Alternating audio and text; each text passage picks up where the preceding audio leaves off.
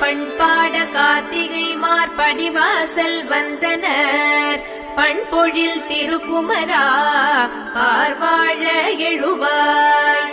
விருப்பங்கள் நிறைவேற்றும் வித்தக மயில் வீரா திருப்பரங்கிரி குமரா தளிரான விழிகள் திறவாய். கருச்சேர ஒண்ணாது கழல் தந்து காத்தளிப்பாய். திருச்சீரலைவாய் உறைவாய் சீராளா விழி திறவாய்.